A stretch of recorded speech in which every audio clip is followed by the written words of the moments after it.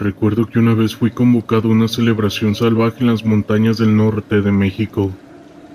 Nosotros, un grupo de compañeros, habíamos cumplido con una venta importante para uno de los cárteles de la región. Como recompensa, el jefe nos invitó a una fiesta que jamás olvidaría.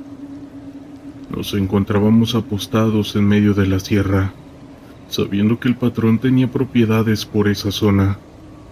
Cuando llegó la llamada por radio, emocionados nos alistamos y subimos a las camionetas. El camino era escarpado y vigilado por hombres armados hasta los dientes. Conforme avanzábamos, la vegetación frondosa daba paso a una imponente mansión, construida de tal modo que parecía haber aterrizado ahí. Al llegar, quedé impresionado por la enorme estructura de cristal y acero que se alzaba ante nosotros. El jardín exuberante, las piscinas y las mujeres hermosas que nos esperaban parecían sacadas de un sueño. Había árboles cargados de frutas exóticas y 3 piscinas que simulaban una corriente de agua. Todo era de una opulencia desbordante, digno de un palacio. Pero al entrar, la imagen se tornó aterradora. En el centro de la casa, una estatua demoníaca cubierta de sangre nos daba la bienvenida. Era una imponente esfinge de piedra, con una cabeza cornada, una mano extendida lateralmente y otra en un símbolo que se alzaba al cielo. Estaba sentada sobre una especie de piedra, con un receptáculo que hacía las veces de fuente. Uno a uno, nos vimos forzados a dejar caer gotas de nuestro líquido vital en ese receptáculo. Algunos de mis compañeros intentaron escapar, pero terminaron sin vida por los guardias. Uno de ellos, bañados en sudor y con pánico en los ojos, apenas dio un paso cuando lo atravesaron el pecho. Fue arrojado a la fuente y la sangre salpicó mi rostro. Con el aroma y textura del líquido vital fresco, yo, temeroso, fingí dejar mi sangre para poder pasar. Una vez dentro, la fiesta se desbordó en excesos. Había comida de todo tipo, desde platillos típicos como frijoles con chorizo, hasta exquisiteces como bocadillos de caviar. Además, todo tipo de sustancias embriagantes y estupefacientes estaban a nuestra disposición. Junto con personal de servicio para atendernos, parecía que a cada uno de nosotros le habían leído el pensamiento y se encontraban exactamente en lo que anhelaba. Las mujeres despampanantes se acercaron a nosotros para bailar y beber, pero sin tocar un bocado. Eran todas hermosas, como si se tratara de un concurso de belleza o de modelos famosas. Pude ver al patrón y sus hombres observándonos desde lo alto de las escaleras, como si fueran aves de presa viendo a sus presas. Conforme el ambiente de la fiesta aumentaba, todos estábamos demasiado emocionados por todo lo que estábamos obteniendo en la misma. Sin embargo, en un momento de distracción, pude ver al patrón y sus allegados observándonos con una mirada depredadora, como esperando el momento adecuado para atacar. Cuando dieron las 12 de la medianoche, todo se volvió caótico. Yo me dirigí directamente al baño para orinar, pero pude escuchar gritos de las mujeres y de los hombres cómo se estaban atacando. Eran gritos desgarradores y sonidos de masticación que me aterraron. Mis compañeros, que antes parecían disfrutar de la fiesta, estaban sufriendo ataques de temblores y convulsiones agónicas. Yo aproveché eso y me quedé escondido en el baño. Desde allí pude escuchar los gritos de mis compañeros y el sonido de las mujeres saltando sobre ellos. Busqué con miedo un lugar para ocultarme y encontré un ducto de aire acondicionado. Me metí allí y coloqué la rejilla de nuevo, esperando a que todo terminara. Fueron horas de gritos y sonidos de masticación. Finalmente, cuando todo se silenció, escuché balazos y las risas inequívocas del patrón. Tuve que esperar aún más tiempo, hasta que las luces de la mansión se apagaron para salir de mi escondite. Al girar del picaporte del baño casi se me sale el corazón por el pequeño clic que emitió. Luego me di cuenta de que la casa estaba vacía. El silencio era sepulcral. Caminé entre las sombras hasta llegar a la sala, y la luz natural del amanecer fue revelando poco a poco la masacre. En el salón de fiestas había montones de cuerpos, tanto de los hombres que habíamos ido a celebrar como de aquellas mujeres. La casa estaba completamente vacía y el perímetro abandonado. Me envalentoné y subí las escaleras, con la finalidad de encontrar una forma de irme de ese sitio. La estatua demoníaca seguía allí, siendo bendecida por el sol, completamente llena de líquido vital. Yo casi vomito en ese momento, pero afortunadamente no tenía contenido estomacal. Caminé escaleras arriba, dejando un rastro de sangre por el mármol pulido y la alfombra fina. Al llegar al primer piso encontré habitaciones llenas de dinero y joyas. Busqué algo en que colocarlas y tomé cuanto pude. Después avancé por otros pasillos. Y armas de todo tipo, ropa de protección, lentes y cantidad de cosas de las cuales también tomé material. Subí otras escaleras y vi que había comida en raciones militares. Tomé una mochila y finalmente, un juego más de escalones dirigí al techo. Al asomar la cabeza casi me regreso. Allí estaba parado el patrón, junto a los jefes, al lado de un helicóptero bien armado y con guardias. El patrón tenía el mismo traje pulcro de la noche anterior. Se quitó los lentes para verme mejor y aplaudió con ganas, riendo de gusto. Me tomó de los hombros y me obligó a salir a la vista de todos. Pensé que ese sería mi último momento, pero para mi sorpresa, el patrón me felicitó por haber sobrevivido. Los otros también aplaudieron y se acercaron. El patrón me dijo que ese era un pequeño sacrificio que había que hacer de vez en cuando para que la organización siguiera en pie. A veces se necesitaba más ayuda que la terrenal para lograr los objetivos. Luego señaló a los 5 jefes de las distintas zonas y operaciones, y me comentó que cada uno de ellos había sobrevivido como yo a una de esas limpiezas. Es por eso, me explicó, que la organización era tan poderosa.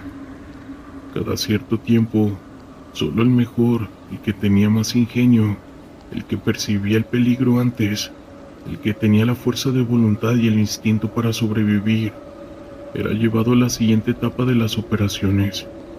Siempre podían conseguir más gente, pero nunca iban a dar a uno como yo, o al menos eso me hizo creer.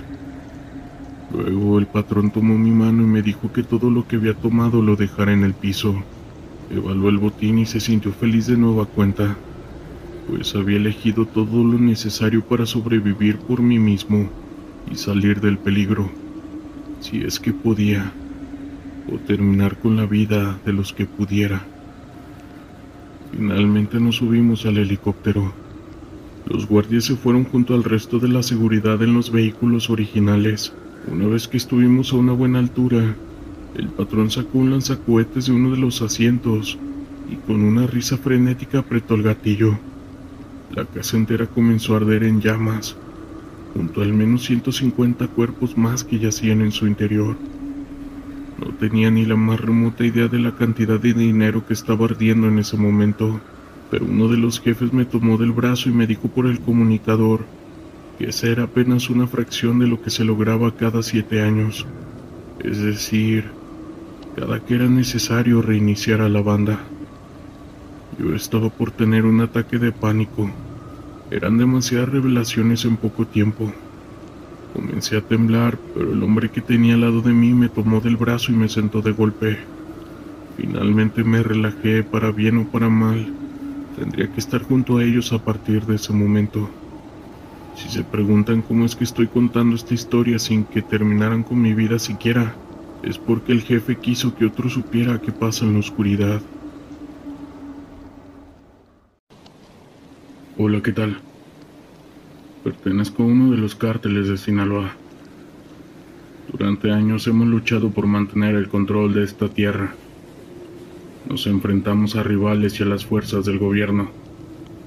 Pero lo que ocurrió hace unos días fue algo que nunca antes habíamos experimentado.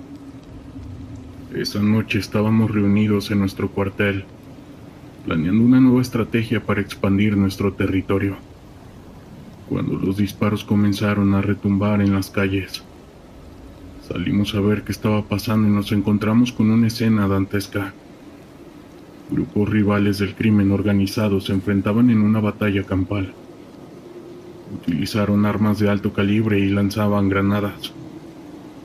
Las calles se llenaron de humo y fuego, mientras los gritos de los heridos y moribundos se mezclaban con el estruendo de las detonaciones.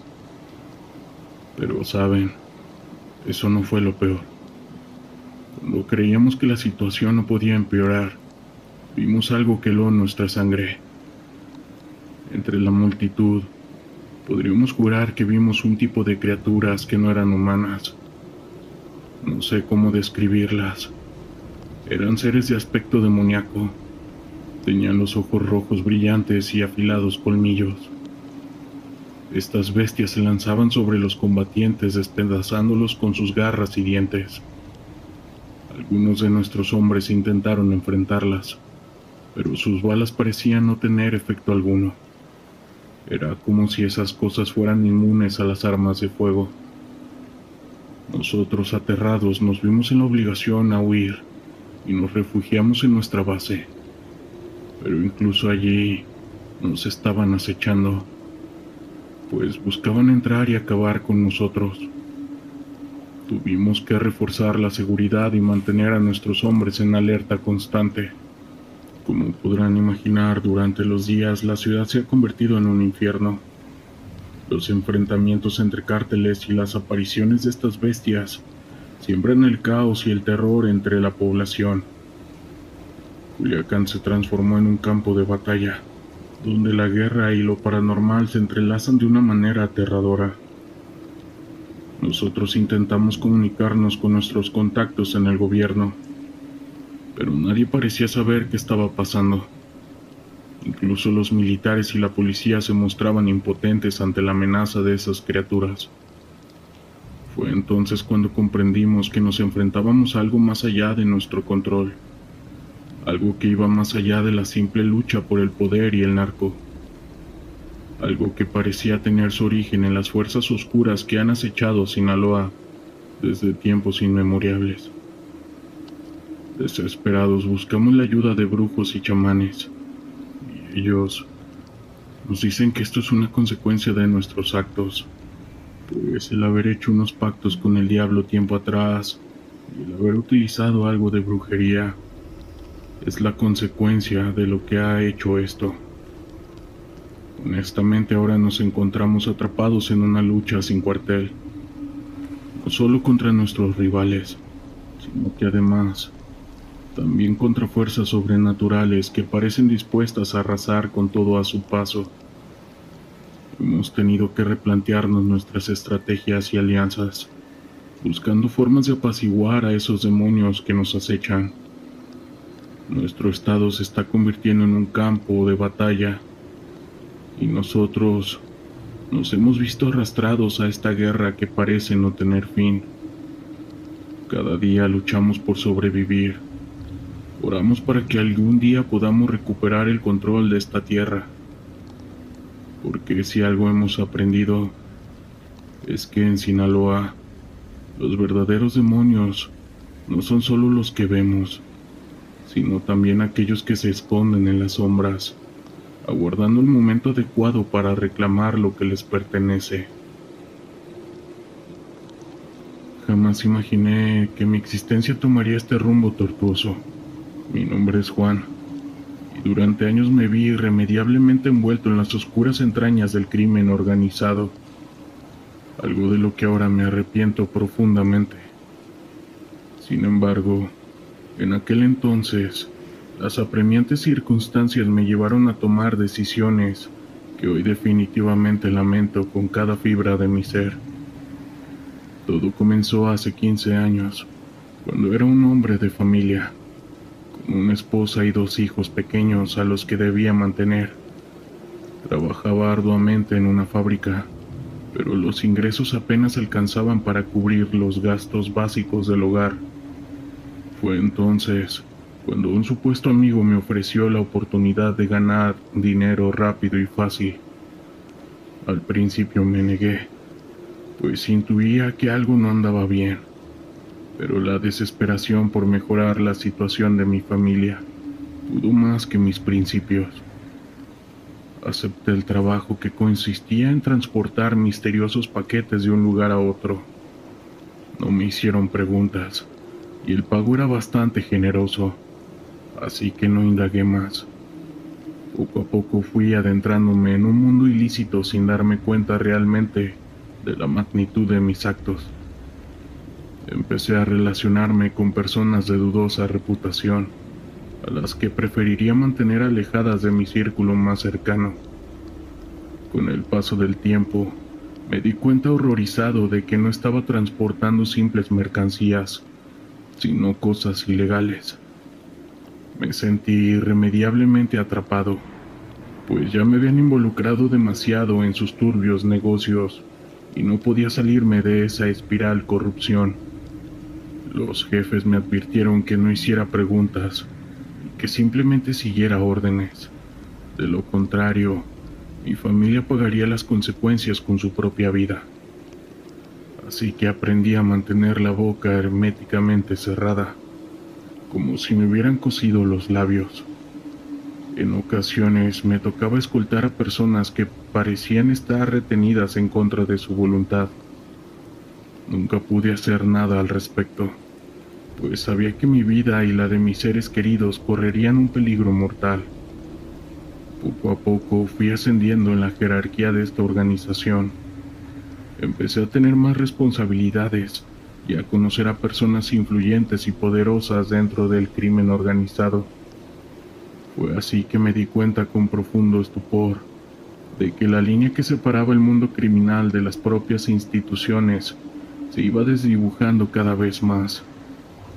Muchos políticos, empresarios y hasta miembros de la iglesia estaban irremediablemente involucrados en estos negocios turbios y llenos de sombras. Pasaron los años y me fui hundiendo cada vez más en ese abismo de oscuridad. Hubo momentos en los que pensé en escapar, pero el miedo paralizante a las nefastas consecuencias me detenía. Sabía que si intentaba salirme de esa espiral de maldad, mi familia y yo seríamos eliminados sin dudarlo. Finalmente, hace aproximadamente 6 años logré alejarme de todo este mundo. No fue tarea fácil. Tuve que ocultarme y mantenerme en las sombras por un largo tiempo, cambiando constantemente de lugar de residencia. Incluso llegué a pensar que nunca lograría librarme de esa vida llena de peligros y atrocidades. Pero la determinación inquebrantable de volver a estar junto a mi esposa e hijos y de ofrecerles un futuro mejor, lejos de esa oscuridad, me dio las fuerzas necesarias para perseverar y no rendirme. Tuve que renunciar a todo lo material que había acumulado a lo largo de los años, pero eso no me importaba en lo más mínimo. Lo único que deseaba era recuperar mi propia libertad y mi anhelada tranquilidad. Como uno de los líderes del cártel, puedo decir que lo que vivimos hace unos días en Culiacán es una de las situaciones más complicadas que hemos enfrentado. No es la primera vez que nos vemos envueltos en enfrentamientos con grupos rivales, pero esta vez es diferente. Si quieren saber, todo comenzó con una serie de balaceras y ataques coordinados entre las diferentes facciones del crimen organizado que se disputan el control de la región. Nosotros nos vimos obligados a responder con toda nuestra fuerza para defender nuestro territorio. Las calles de Culiacán se están convirtiendo en un verdadero campo de batalla. Los disparos, las explosiones y los gritos de heridos crean un caos indescriptible. Nosotros tuvimos que movilizar a nuestros hombres armados para contener el avance de nuestros enemigos, quienes también habían desplegado a sus propias fuerzas. Pero no solo tuvimos que enfrentarnos a ellos, también a las autoridades. El gobierno envió tropas y policías para intentar restablecer el orden, pero su presencia solo agravó aún más la situación. Hubo enfrentamientos violentos entre nuestros hombres y los cuerpos de seguridad. En medio de todo este caos, la población civil se vio atrapada en una lluvia de balas. Existen reportes de civiles heridos, de vehículos incendiados y de negocios saqueados. Culiacán se está convirtiendo en una zona de guerra, donde nadie está a salvo. Nosotros, como líderes del cartel, tuvimos que tomar medidas drásticas para intentar contener la situación. Reforzamos la seguridad de nuestras bases y nos aseguramos de que nuestros hombres estuvieran bien armados y preparados para cualquier eventualidad. Pero a pesar de nuestros esfuerzos, todo continúa sin control. Los enfrentamientos se extendieron por varios días, dejando un saldo de al menos 8 personas sin vida, entre ellas un militar. Esto es una situación desesperante, en la que nos vemos obligados a negociar con las autoridades para intentar restablecer la calma. Tuvimos que hacer concesiones y llegar a acuerdos, algo que no nos gusta hacer, pero que en ese momento era necesario para evitar que la situación se saliera aún más de control. Ahora, mientras intento procesar todo lo ocurrido, me doy cuenta de que esto no es más que una muestra de la cruda realidad que vivimos en el estado de Sinaloa. Nuestra guerra por el control del narcotráfico ha convertido a esta tierra en un infierno, donde la violencia y la muerte son pan de cada día. ¿Y saben qué es lo peor? Que no veo una solución a corto plazo. Mientras exista una demanda de drogas en el mundo, los cárteles seguiremos luchando por mantener nuestro dominio sobre esta región. Pareciera una batalla sin fin, donde la población civil siempre termina siendo la más afectada. Sé que muchos me juzgarán por mis acciones, pero la realidad es que en este mundo no hay un espacio para la compasión. Somos hombres de negocio y nuestro negocio es la droga. Y para protegerlo, estamos dispuestos a hacer lo que sea necesario, incluso si eso implica derramar sangre inocente. Tal vez algún día, cuando ya no quede nada por lo que luchar, esta pesadilla termine. Pero por ahora, el estado sigue siendo un campo de batalla, donde los demonios del narcotráfico nos estamos enfrentando sin piedad, sin importar el costo.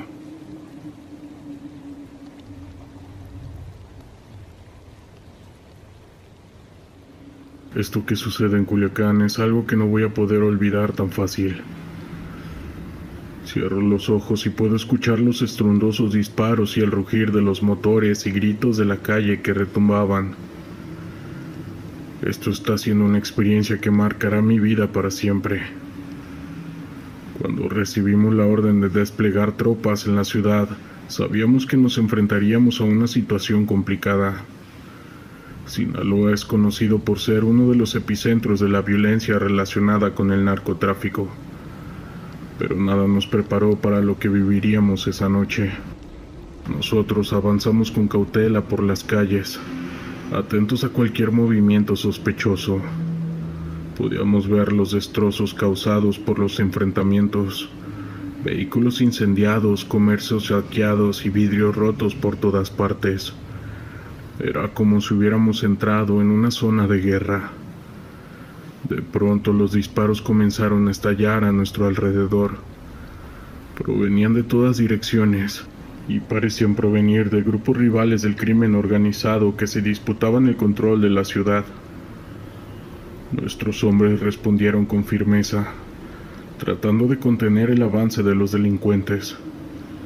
Pero lo que más me aterrorizó fue ver cómo algunos civiles quedaban atrapados en medio del fuego cruzado. Intentamos protegerlos, pero era una tarea casi imposible. La violencia parecía no tener fin, y nosotros nos sentíamos impotentes ante la magnitud de la situación. Mientras avanzábamos, nos topamos con una escena que me heló la sangre. Un grupo de hombres armados vestidos con ropas oscuras y con el rostro cubierto. Se movían con una agilidad que parecía sobrenatural. Estaban disparando a diestra y siniestra, sin importarles herir a inocentes. Tratamos de enfrentarlos, pero nuestras balas parecían rebotar en sus cuerpos. Era como si fueran inmunes a las armas de fuego. Aterrado, me vi obligado a retroceder y buscar refugio, mientras esas criaturas seguían sembrando el caos y la destrucción. Durante horas, la batalla se prolongó sin tregua. Nuestros hombres luchaban con valentía, pero era evidente que estábamos superándose en número y en armamento. Los delincuentes parecían tener una ventaja que iba más allá de lo humano. Finalmente, cuando pensábamos que todo estaba perdido, recibimos la orden de retirarnos. Salimos de Culiacán con el corazón encogido, conscientes de que habíamos fallado en nuestra misión de restablecer el orden y la paz. Ahora, mientras intento procesar todo lo que vivimos hace unos días, me doy cuenta de que Sinaloa esconde secretos oscuros que van más allá de la simple violencia del narcotráfico. Esas criaturas que nos enfrentaron parecían tener un poder y una fuerza que desafiaba toda lógica. Y mientras todo eso sucede, yo me sigo preguntando si acaso los cárteles han hecho un pacto con fuerzas infernales para mantener su dominio. Esta pregunta me atormenta bastante y me hace temer por el futuro de Sinaloa. Porque si algo he aprendido, es que en esta guerra contra el crimen organizado, no solo enfrentamos a hombres armados, sino también a fuerzas oscuras que parecen estar arraigadas en el corazón mismo. Y mientras no logremos entender y combatir esa amenaza, todo seguirá siendo en vano y estaremos viviendo un infierno. Hola, no daré mi nombre por seguridad. Soy un simple reportero. Fui enviado a cubrir los disturbios que habían estallado en la región. Cuando llegué a Culiacán, la capital del estado, todo parecía tranquilo a simple vista. Pero esa calma era solo la antesala de una verdadera pesadilla. Recuerdo que me hospedé en un pequeño hotel a las afueras de la ciudad. Esa noche, mientras intentaba conciliar el sueño, empecé a escuchar ruidos extraños provenientes de la calle. Al principio pensé que se trataba de alguna pelea callejera, pero pronto me di cuenta de que era algo mucho peor. Los disparos comenzaron a retumbar en la oscuridad, seguidos de gritos desgarradores. Miré por la ventana y vi cómo un grupo de hombres armados irrumpía en las calles, disparando por todos lados. Algunas de las balas impactaron contra los edificios, provocando que los cristales se hicieran añicos. Aterrado, me escondí debajo de la cama, rogando porque aquella pesadilla terminara pronto. Pero los minutos se convirtieron en horas, y los disparos no cesaban. Podía oír el rugir de los motores de las camionetas blindadas y el crujir de los neumáticos al frenar bruscamente. Finalmente, el silencio volvió a reinar. Salí de mi escondite temblando de miedo y me asomé a la ventana. Lo que vi me heló la sangre. Las calles estaban llenas de vehículos quemados y cuerpos tendidos en el suelo. Era una escena horrible, digna de la mismísima boca del infierno. Decidí salir a investigar lo ocurrido. A pesar del peligro que ello conllevaba, necesitaba entender qué había pasado y cómo había llegado a esa situación. Mientras caminaba por las calles desiertas, pude ver los destrozos causados por los enfrentamientos. Algunos comercios habían sido saqueados y las ventanas de los edificios estaban rotas. Llegué a una de las avenidas principales, donde se concentraba la mayor parte de la actividad. Allí pude ver a algunos soldados patrullando la zona, con sus armas en alto y rostros serios. Me acerqué a uno de ellos y le pregunté qué había ocurrido. Él me dijo: enfrentamientos entre grupos del crimen organizado. Me respondió lacónicamente: todo parece que se disputan el control de la zona. Asentí tratando de asimilar la gravedad de la situación, Sabía que Sinaloa era uno de los estados más peligrosos de México, pero nunca imaginé que la violencia llegaría a tal extremo. Mientras me alejaba del soldado, escuché un ruido a mis espaldas. Me giré rápidamente solo para encontrarme con un grupo de hombres armados que se acercaban a mí a toda velocidad. Sin pensarlo 2 veces eché a correr, buscando un lugar donde esconderme. Corrí por calles y callejones, tratando de perder a mis perseguidores. Finalmente, llegué a una zona más tranquila, donde me refugié en un pequeño local que parecía estar cerrado. Me escondí detrás de unas cajas tratando de controlar mi agitada respiración. Pasaron varios minutos antes de que me atreviera a salir de mi escondite. Cuando lo hice, me encontré con una escena aún más aterradora. Las calles estaban desiertas, salvo por algunos cuerpos en el suelo. El silencio era ensordecedor, roto solo por el crujir de los cristales rotos bajo mis pies. Decidí regresar al hotel, pero al llegar me encontré con que este también había sido atacado. Las puertas estaban destrozadas y el interior estaba en ruinas. Desesperado busqué una salida alternativa, pero todas las vías de escape parecían estar bloqueadas. Fue entonces cuando lo vi, una figura alta y siniestra envuelta en una nube de humo. Se acercaba a mí a paso lento. Sentí un escalofrío recorrer mi espalda y mi corazón comenzó a latir a toda velocidad. La criatura se detuvo frente a mí y pude ver con horror que se trataba de un ser de otro mundo, con unos ojos brillantes y una boca llena de afilados dientes. Yo retrocedí aterrado, pero la criatura se abalanzó sobre mí, emitiendo un alarido que me heló la sangre. Logré esquivar su ataque y eché a correr, pero la criatura me perseguía implacablemente. Corrí por las calles desiertas, tropezando con los escombros y esquivando los disparos que aún se escuchaban a lo lejos. Finalmente, llegué a una zona más transitada, donde pude perder a la criatura entre la multitud. Me refugié en un pequeño callejón, tratando de recuperar el aliento. Fue entonces cuando escuché unas voces familiares. Me asomé con cautela y vi un grupo de personas que parecían estar buscando a alguien. Al acercarme reconocí a mis colegas, que también habían sido enviados a cubrir los disturbios. Me reuní con ellos sintiéndome aliviado de no estar solo en esa pesadilla.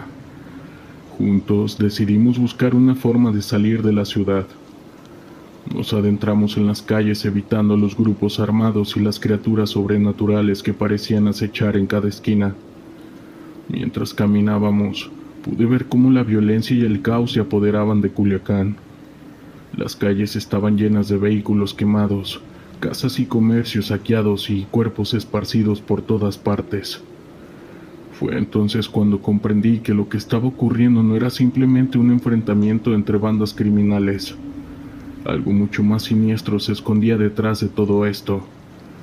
Finalmente logramos llegar a las afueras de la ciudad, donde nos encontramos con un grupo de soldados que nos ayudaron a salir de la zona de conflicto.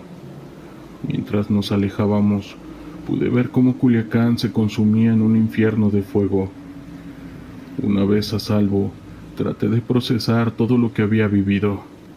¿Qué había sido esa criatura que me había perseguido? ¿Acaso todo esto era obra de fuerzas sobrenaturales? Hasta este día he tratado de investigar más sobre lo que ocurrió esa noche en Sinaloa. He hablado con testigos, leído informes y documentos, pero aún no logro entender del todo la magnitud de lo que está pasando. Una cosa es segura: Sinaloa esconde secretos oscuros, y hay demonios que acechan en las sombras y que están dispuestos a todo por mantener su control sobre la región. Y yo, como reportero, me he convertido en un testigo de esa terrible realidad. Hola, ¿qué tal?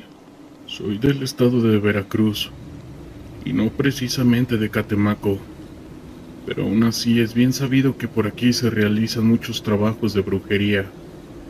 Lo más aterrador son los trabajos de magia negra, donde te secas como si fueras una planta. Yo creo que la brujería solo existía en las películas, pero jamás imaginé que fuera tan real y que estuviera tan cerca de mí. La siguiente historia que tengo y que quiero compartirles está relacionada con ella, y cómo por culpa de esta práctica se me fue secando mi pierna como si fuera una planta, pero de una manera impresionante. Al día de hoy le tengo mucho respeto al tema del trabajo de brujería, especialmente por todo lo que me pasó. Pero bueno, mi historia comienza a finales del año 2021, cuando conocí a María, la que fue mi mujer. Primero entablamos una relación a distancia por redes sociales, la cual fue bastante placentera y muy bonita. Al principio, ella me hablaba de que sus padres se dedicaban a la botánica, por ejemplo, a curar con plantas y cosas medicinales. Como somos gente de campo en el estado de Veracruz, pues en ese momento no se me hizo raro, pero lamentablemente me estaban engañando. Conforme pasó el tiempo, esta relación creció, al grado que en una ocasión nos citamos para conocernos en persona. Ella era una mujer de 19 años de edad y un hombre de 20 años. Ambos éramos solteros y estábamos terminando la carrera universitaria. Cuando la vi por primera vez me pareció una persona normal, una que hablaba de negocios y que además comentó que tenía muchas ganas de poner una empresa y de tener mucho dinero para viajar a los Estados Unidos. Por mi parte, yo le comentaba que quería poner una empresa de seguridad para pozos petroleros o plataformas de pozos en Pemex, así como los que hay en Veracruz. Pero bueno, después de tomarnos un café y despedirnos, nos quedamos de ver nuevamente. En ese lapso yo fui al baño y dejé mi taza de café sin terminar. Recuerdo que me paré y le dije que no me tardaba. Cuando regresé le di el último sorbo a mi taza. Pero ¿qué creen? Que el café me supo extraño. Sabía un poco más amargo de lo normal, y la verdad no me gustó casi nada. Desde que me despedí de ella sentí mucha ansiedad y ganas de volverla a ver. Era extraño porque jamás me enamoraba de una persona a primera vista, pero ella me fascinó. Me encantó demasiado. De hecho, me enloqueció. Me gustaba todo de ella. Les cuento que al llegar a mi casa le volví a marcar para ver si estaba bien. Se los juro por Dios, cada 10 minutos yo le escribía. Chateábamos bastante. Era como una obsesión de querer saber de ella, al grado que al siguiente día yo ya me sentía muy enamorado de ella, y al tercer día ya le había pedido matrimonio, sin conocerla muy bien. Recuerdo que le pedí y le rogué que nos volviéramos a ver, y eso fue a los 15 días. Cuando la miré, ella me dijo que no podía vivir sin mí. También me dijo que soñaba que quería estar a mi lado, que quería tener hijos conmigo, que deberíamos de formar un matrimonio y en pocas palabras, dijo todo lo que yo quería hacer. Como les dije, coincidíamos en lo mismo, así que ambos hablamos con nuestros padres. Por parte de ella aceptaron gustosos, pero en mi casa dieron el grito en el cielo, porque aún no terminaba mi carrera universitaria y ya me iba a juntar con una mujer a la cual tenía como una semana que había conocido. Mi padre me dijo que si ponía un pie fuera de la casa que me olvidara de ellos. Mi madre lo apoyó diciéndole que efectivamente habían gastado mucho dinero, que habían hecho muchos sacrificios y que todo era por mi educación, como para que yo los botara de la noche a la mañana. Por mi parte, pensé que eran demasiados egoístas y con esto bastó para que no me importaran sus amenazas o las cosas que me estaban diciendo en ese tiempo. Así que furioso tomé mi mochila y me marché de la casa para jamás volver. Creo que fue el peor error de mi vida. Más bien dicho, fue la peor tontería que hice en mi juventud, la cual casi me cuesta la vida. Pero bueno, cuando llegué a Mizatlán, Veracruz, ya me estaba esperando mi futura esposa con su madre. Al verla sentí una sensación extraña de pesadez, al grado que no podía mantenerme en la mirada. Cada que yo la quería ver a los ojos, estos se me cerraban. Eran como si algo me decía que no volteara a verla. Creí que era el cansancio o la emoción, esto por formar un hogar, pero pues no era así. Resulta que apenas estaba descubriendo lo aterrador que me estaba esperando. Más bien dicho, era mi destino final. Ella vivía en un pueblito del cual debo omitir totalmente su nombre, y más porque es un lugar con demasiada brujería y cosas crueles, un lugar donde se realizan aquelarres. De hecho, es uno de los pueblos después de Catemaco más visitado por infinidad de personas de todo el país, las cuales llegan a este lugar porque aquí se maneja la magia negra, la brujería con nigromancia, las artes oscuras, los trabajos de invocación y ofrecimiento al demonio. En un principio yo no sabía nada de eso. Para mí todo era normal, pues me pintaban las cosas muy bien. Los primeros días incluso ocultaron sus prácticas, y en ese momento yo ni siquiera estaba relacionado con nada. No sabía lo que pasaba en esa casa. Les cuento que la primera semana de estar allí algo raro me pasó. Resulta que tanto la mamá como la hija me ordenaban para hacer las cosas en contra de mi voluntad. No sé por qué, pero yo obedecía, como si fuera un esclavo, cosa que nunca había hecho, y curiosamente una voz dentro de mi cabeza me decía que debía de hacerles caso, ya que todo era por mi bien, porque de lo contrario habrían consecuencias. Desde que llegué a ese pueblo noté que mi futura esposa no tenía hermanos ni padre, tampoco abuelo ni cuñados. En pocas palabras, la mayoría de la gente que vivían allí eran mujeres, y casi todas de la tercera edad. Solo mi esposa y su madre eran las más jóvenes. Le pregunté que cuál negocio pensaba poner en ese pueblo, si no estaba urbanizado, si no tenía luz eléctrica, si ni siquiera había internet, es más, ni siquiera había teléfono, y eso que estábamos en pleno siglo XXI. Algo que me sorprendió mucho, pero bueno, también noté que ella mintió porque no iba a la escuela, y tenía la secundaria trunca. Estaba tan enamorado que no pensé que ella me mentía. Es más, ni le di importancia, porque al principio me trató con mucho amor. Me abrazaba, me decía que me quería, me besaba y después de que llegué a ese pueblo, ya solamente me daba órdenes.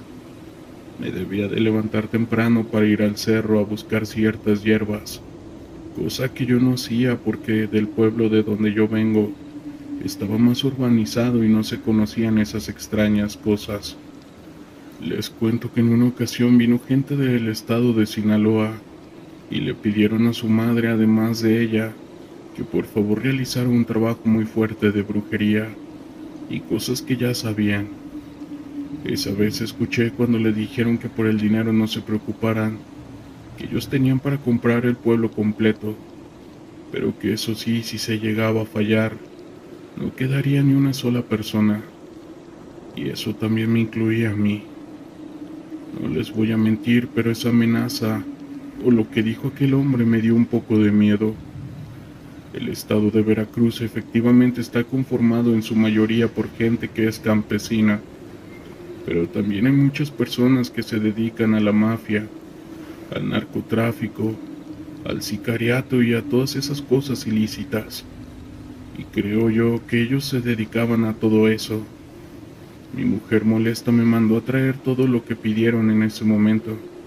Y me dijeron que me esperarían a que yo llegara, que era el momento de que yo trabajara, porque no querían mantener a un huevón. Y lamentablemente de eso no me bajaban. Y efectivamente yo no tenía trabajo. Trabajaba y no era porque no quisiera. Más bien era porque ellas no me dejaban salir de esa comunidad.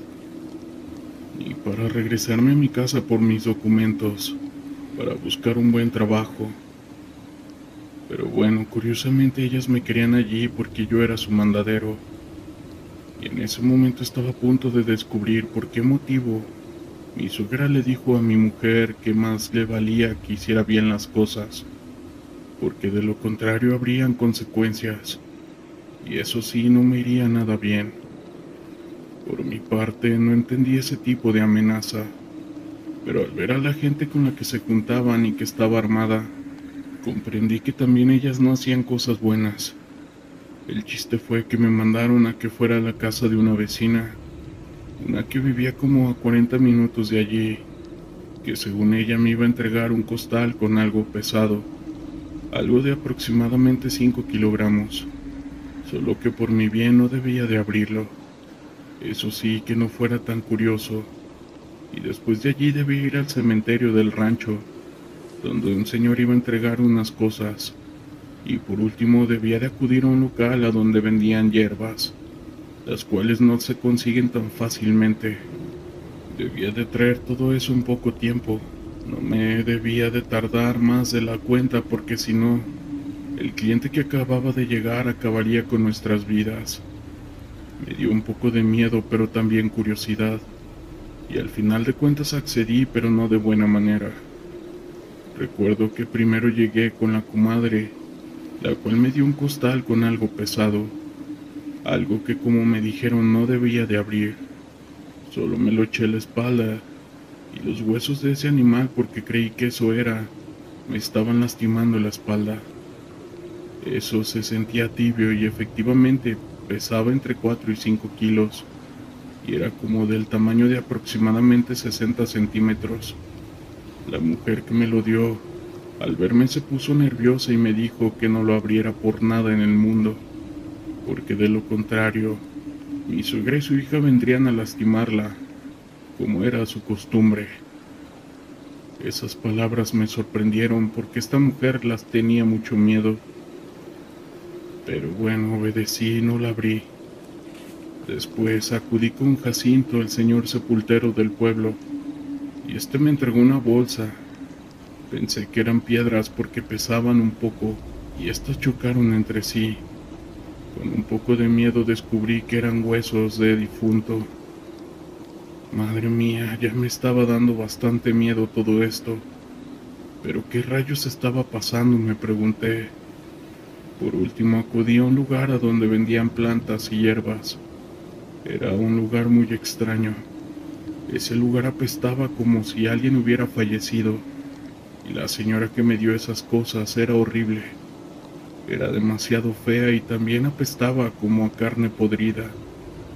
Esta me miró con sus ojos de desprecio, porque yo no era del rancho, pero de igual forma me dijo que no abriera lo que yo llevaba, si no me quería meter en problemas.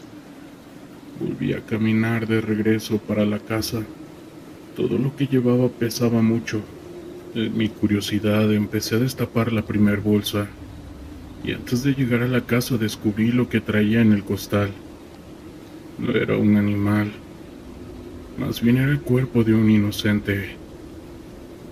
Yo me caí de espaldas con el costal encima. Ese pobre alma tendría apenas algunas horas de haber perdido la vida. Pero ¿para qué rayos la suegra me estaba pidiendo esto? Allí comprobé que efectivamente ellas dos se dedicaban a la brujería, y que con solo eso ayudaban a los narcos. Al principio del relato les conté que yo no creía en la curandería, en la magia negra o en la brujería. Yo solo pensaba que existían en los cuentos o novelas y películas. Pero aquí se comprobaba que era realidad. Ya ni quise abrir las siguientes bolsas. Le pedí perdón a Dios y al recién fallecido que llevaba en el costal, y me lo volví a echar a la espalda. Tomé todo lo que traía y seguí caminando para poder llegar a la casa. Ya me estaban esperando la suegra y mi mujer. Por cierto, estaban muy molestas porque me había tardado 5 minutos de más. De hecho, decían que les estaba quitando su tiempo. Yo creo que la suegra pensó que los había abandonado y que había corrido con las autoridades para denunciarlas. Creo que no lo hice, en primera porque no tenía dinero para salir de allí, y segunda porque pues ya estaba involucrado en todo esto, y si yo llegaba y me presentaba en un ministerio público, así con los costales, pues de seguro me iba a la cárcel. En mi cabeza tenía mil cosas. De hecho, no creía que mi esposa fuera capaz de esto. Hasta pensé que estaba amenazada por mi suegra, pero al final de cuentas fue al revés. Mi esposa era la bruja curandera del pueblo, la bruja de los narcos, la cual tenía un negro y oscuro secreto el cual nunca me había compartido, ya que solamente me utilizaba para ayudarle en sus artes oscuras. Esa vez al llegar a la casa el traficante ya estaba bastante molesto y a punto de sacar su arma cuando me vieron llegar. Él se calmó un poco. Después de que lo tranquilizó mi mujer, me pidieron los ingredientes que me mandaron a traer. De inmediato los colocaron sobre una mesa. Después me pidieron que me saliera, que yo no debía de estar allí presente, y así lo hice. Para eso me quedé atrás de la casa, que por cierto estaba fabricada de tablas de madera. Solo escuché cómo dijeron que iban a hacer una brujería para acabar con unas personas en el mismo estado de Sinaloa. Personas que le estorbaban a este hombre que había llegado. Al parecer esa familia les había robado una carga y una fuerte cantidad de dinero. No creía lo que mis oídos escuchaban, pero cuando una vez más le preguntó la María que si estaban decididos a realizar ese trabajo, que lo pensaran muy bien porque no les saldría nada barato, que era uno de los trabajos más caros, porque en verdad era muy cruel, el cual hacía que se les secara la gente, provocaba que les cayera el cabello, que se les salieran los ojos y por último les arrancara la lengua. Este señor dijo que no importaba, ya que les habían quitado mucho dinero y no eran miles, más bien eran millones de pesos, una gran cantidad como para comprar el pueblo completo. En eso escuché que mi mujer les dijo que estaba bien, que ella igual no se atentaba el corazón con nadie, pero que eso sí le pagarían todo lo que ella pedía. Es más, ella cobraba por segundo. También escuché que por este trabajo comenzaría con 40,000 pesos. Después por cerrarlo serían otros 80,000 pesos. Al final de cuentas, para terminar con toda la familia, cobraría casi 1,000,000 de pesos. Yo estaba bastante impresionado por la plática. Este señor les dijo que no importaba, que hasta les daba el 50% más de lo que pedía. Para eso mandó a traer su carro y de allí bajaron un costal de dinero y se los entregó a mi suegra. Les dijo que les daba 72 horas para acabar con el trabajo y que tendría que funcionar porque de lo contrario, en ese lapso de tiempo vendría con toda su gente en el pueblo para quitarles la vida de inmediato. Yo estaba bastante asustado. No sabía en qué cosa me había metido. Yo venía a ser feliz y a formar un hogar, y ahora lo único que tendría sería una tumba en el cementerio del pueblo. Volví a escuchar cuando mi esposa le dijo que no serían 72 horas, que serían 48, lo equivalente a 2 días, y también le exclamó que dejara a su gente allí en el pueblo, mientras que él se regresara para su ciudad y que si fallaba el trabajo, que solamente le marcaran por teléfono para que les quitaran la vida. En ese momento quise salir corriendo de allí, pero pues no tenía ni a dónde ir y tampoco dinero para moverme. Mi muerte ya estaba programada por ese trabajo de brujería, porque sabía que no iba a resultar. No les puedo dar más detalles de lo que hicieron con el cuerpo que había llevado, pero sí les diré es que lo trabajaron durante 4 horas. Esa madrugada hicieron rituales, invocaciones, despertaron cosas y energías de la tierra, más bien del infierno, porque se escuchaban gritos, llantos y también como que rasguñaban la pared de la casa. Esta temblaba porque les recuerdo que era de madera, mientras que yo estaba afuera muriéndome de frío y de miedo. Esto lo hacían mientras que el narco no les dejaba de apuntar. Por mi parte, yo no me podía escapar porque este señor venía con 5 camionetas repletas de gente armada. Antes del canto de los gallos, mi mujer le dijo que el trabajo ya estaba realizado, que se fuera para su casa ya que tendría buenas noticias. Es más, le dijo que solo le dejara la mitad del pago, que cuando estuviera allá y comprobara que ya estaba hecha su petición, que solamente les mandara el resto del dinero. El hombre salió muy contento y se marchó para Sinaloa. Les juro por Dios que fue el peor día de mi vida. Y esto porque estuvimos amenazados por esas personas, las cuales limpiaban sus armas esperando la llamada de su patrón. Antes de dejar este mundo, le pregunté a mi novia y a su madre que por qué hacían esas cosas. Y lo que me dijeron, creo yo, fue algo cruel, algo que no me esperaba. Mi mujer me dijo que toda su vida fue muy pobre, que no sabía leer ni escribir y de hecho a su papá lo ultimaron, porque era un brujo curandero de los buenos. Lamentablemente la gente nunca quería pagar sus servicios, y para salir de la pobreza su familia no solamente se dedicó a curar gente y a quitar enfermedades o males, sino que se dedicaron a trabajar con enemigos y quitar rivales del camino, a causarles el fallecimiento en corto tiempo. De allí ganaron mucho dinero, pero falleció su padre y ahora ella tenía que sacar adelante la familia. Eso sí, casi no había hombres en ese pueblo, porque la mayoría fallecieron embrujados, y el resto se fueron corriendo a los Estados Unidos por temor a que les pasara la misma suerte. Después de que terminó de hacer el trabajo, metió la brujería en una bolsa negra y me ordenó ir a tirarla, pero muy lejos. La verdad, yo ni quería obedecer, porque al final de cuentas mi suerte ya estaba echada, y estos no dejarían testigos. De manera forzada, fui a recoger la brujería y los hombres del señor me negaron el ingreso, ya que pensaron que los quería madrugar, pero en ese momento mi mujer les dijo que debía de entrar para poder recoger los restos de la brujería para enterrarlos en el monte, o de lo contrario ese trabajo se saldría de control y dañaría a los presentes.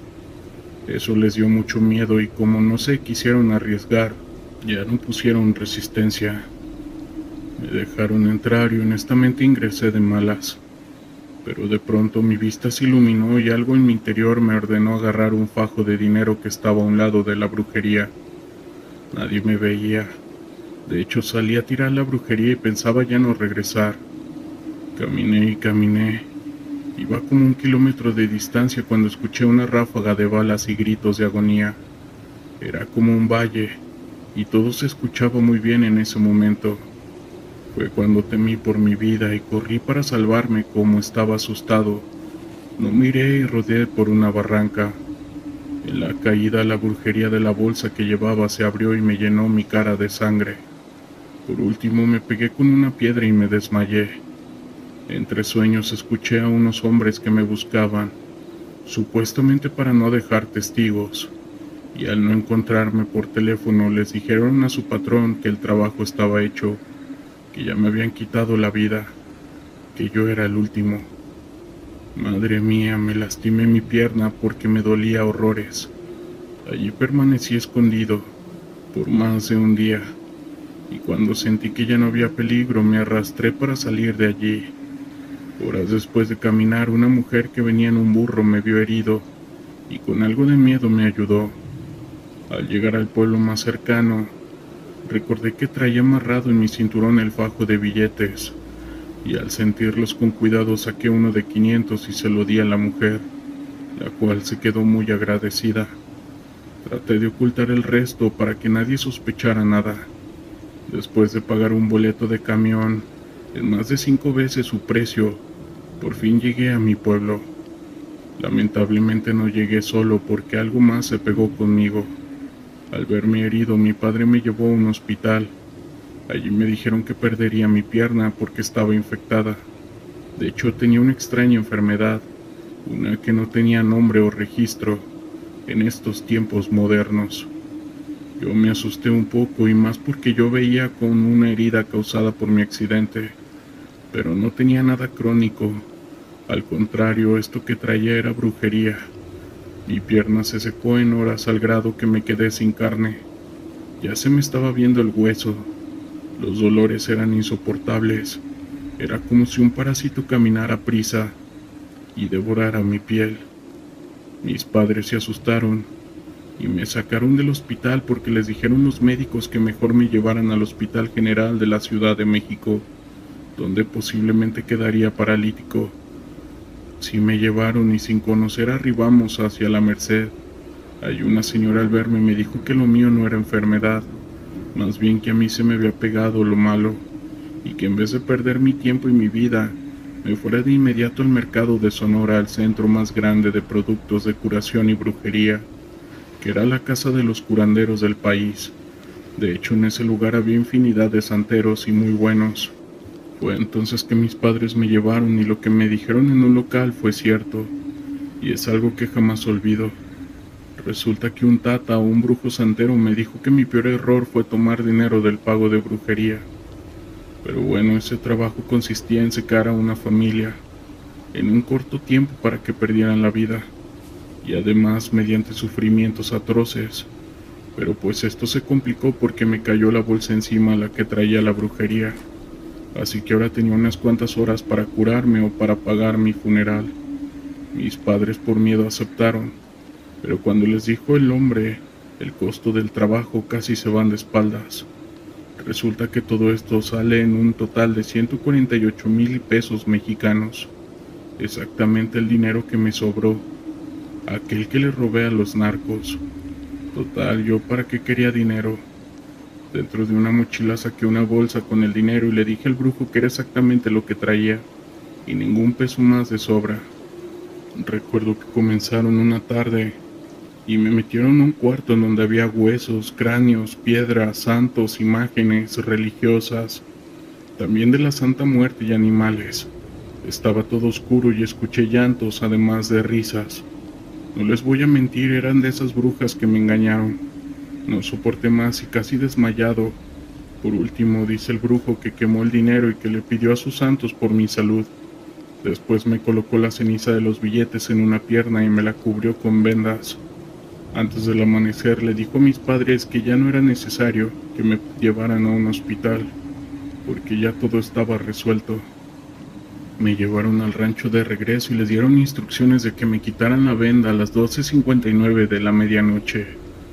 Mis padres obedecieron y me quitaron las vendas, mientras yo sentía un dolor tremendo, pero para mi sorpresa, ya no se me veía el hueso. Mi piel parecía injertada. ¿Y qué creen? Al siguiente día de que llegamos, mi pierna ya estaba sanada. Ya no había señales de lo que me pasó y en menos de una semana volví a caminar, sin la necesidad de una silla de ruedas.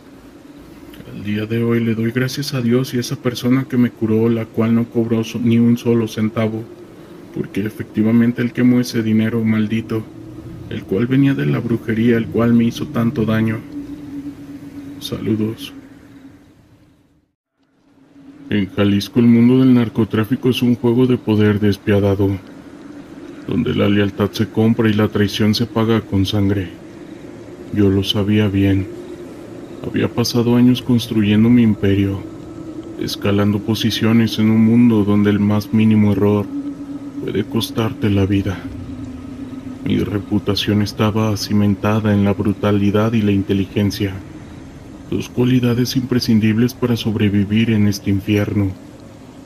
Todo iba según lo planeado, hasta que un cargamento crucial desapareció. Era un envío grande, uno que había planeado meticulosamente para asegurar nuestro dominio en la región. Pero de un día para otro, el cargamento se esfumó, dejando solo preguntas y sospechas a su paso. La noticia cayó como una bomba en mi organización, y la presión de mis superiores comenzó a apretar como un nudo en mi cuello. Lo primero que hice fue reunir a mis hombres en una sala oscura y llena de humo. Observé sus rostros atentos, buscando el más mínimo indicio de culpabilidad. Alguien aquí nos ha traicionado, les dije, mi voz resonando con la autoridad de quien sabe que el tiempo es un enemigo implacable. La tensión en la habitación era palpable, un recordatorio constante de que nuestro mundo La confianza es un lujo que nadie puede permitirse. Decidí que la mejor forma de lidiar con la situación era mediante el caos. Era una táctica simple pero efectiva. Asustar a todos lo suficiente como para que el traidor se delatara. Los fallecimientos comenzaron casi de inmediato, y el terror se extendió por mi organización como un incendio forestal. Cada día, un grupo diferente era llamado para ser interrogado, y aquellos que nos podían ofrecer respuestas satisfactorias desaparecían sin dejar rastro. Pero a pesar de mis esfuerzos, el cargamento seguía perdido y el traidor permanecía oculto. El miedo se convirtió en mi compañero constante, susurrándome al oído en las largas noches de insomnio. Sabía que cada día que pasaba sin respuestas erosionaba mi autoridad y acercaba la posibilidad de un golpe fatal contra mí. Mientras tanto, las tensiones aumentaban entre mis hombres.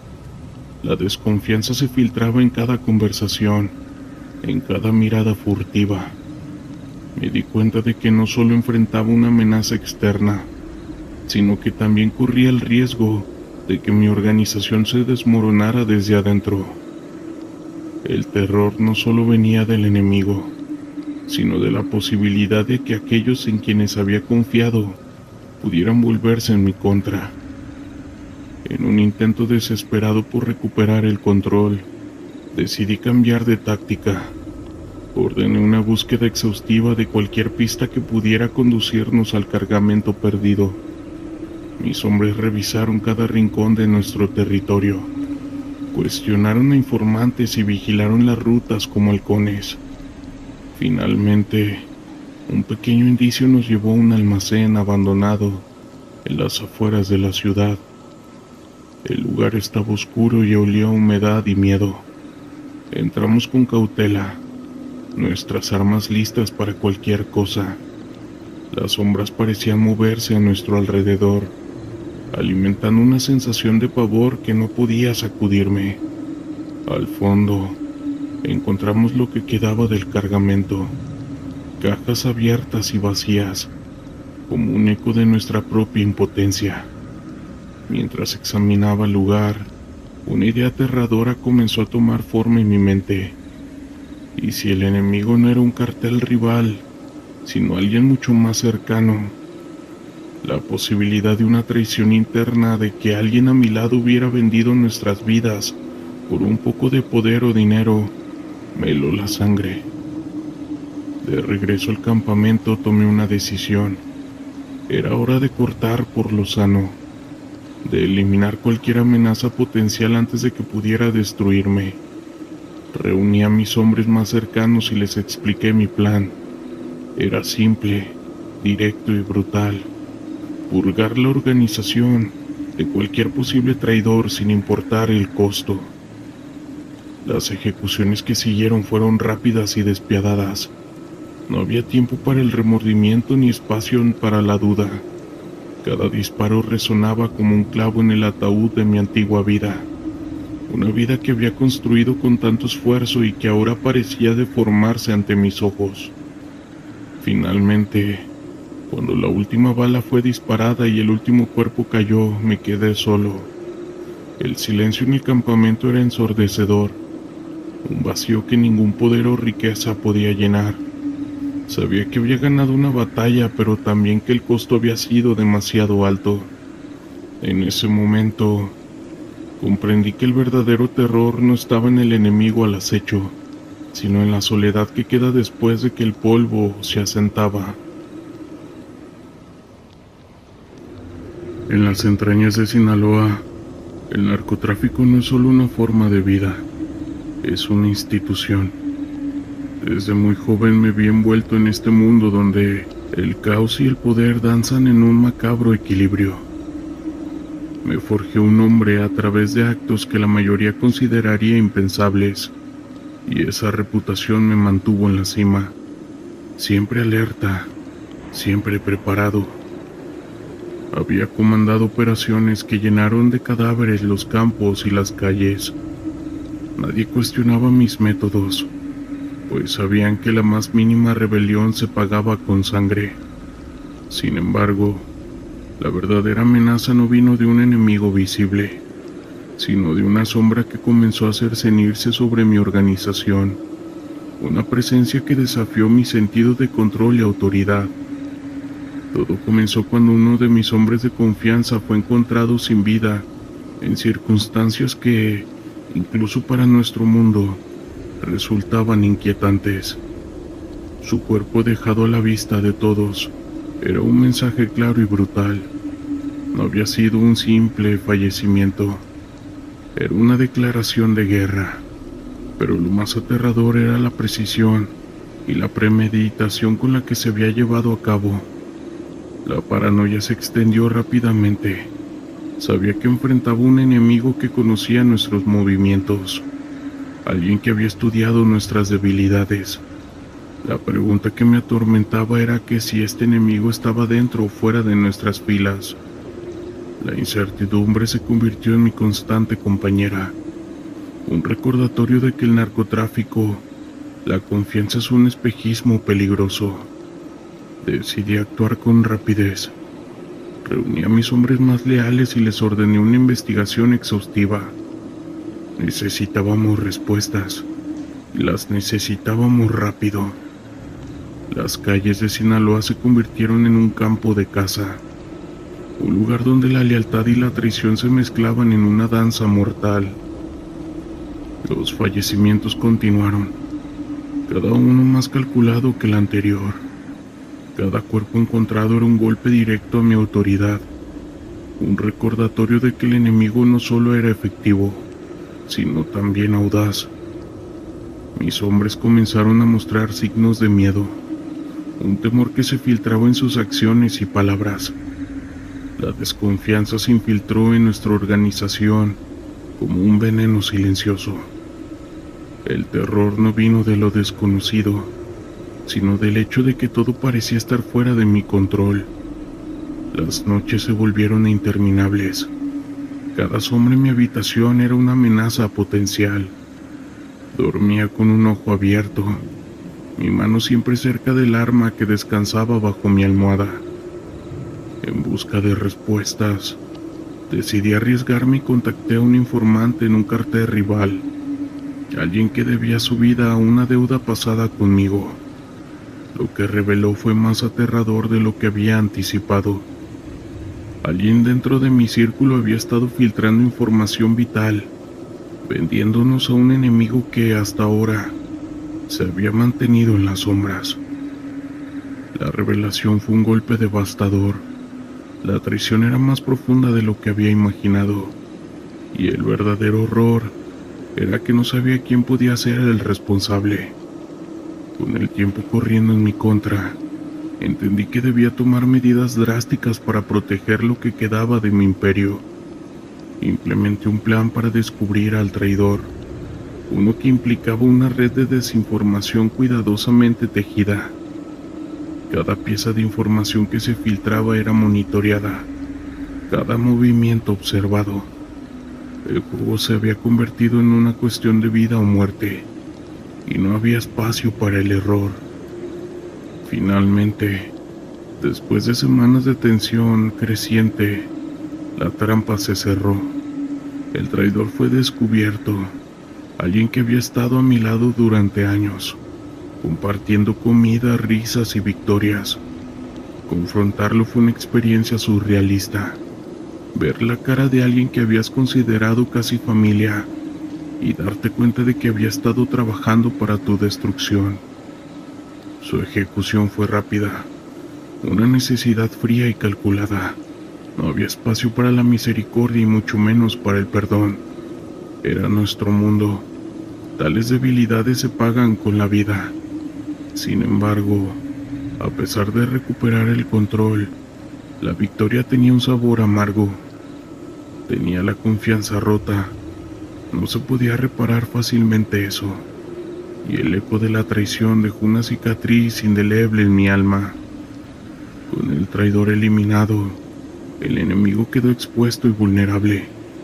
Tomé medidas decisivas para neutralizar la amenaza externa, sabiendo que cada acción debía ser rápida y contundente.